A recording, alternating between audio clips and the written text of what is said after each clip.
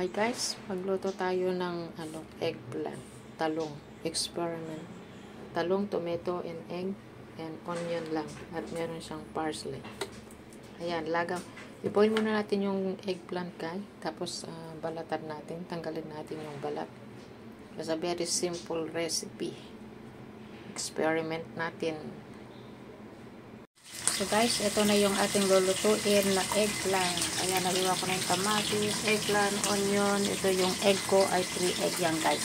So ang seasoning na lang natin dito guys ay fish sauce, patis. Ayan guys, kailangan na durog lang mabuti yung kamatis bago natin lagyan ng egg.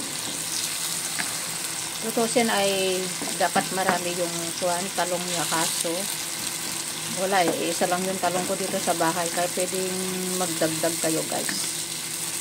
Ayan. So patis lang linagay ko dito na seasoning at tinagyan ko siya ng konting sugar dahil yan ang gusto ng mga Chinese. May sugar siya na konti, matamis-tamis. So lutuin muna natin mabuti yung kamatis guys bago natin lagyan ng egg. At mag-additional lang tayo ng konting mantika para maging maganda lang yung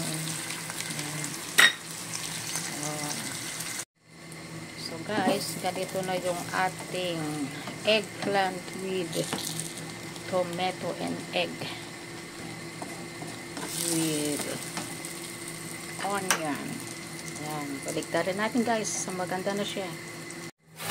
So, ito na. Yummy, yummy.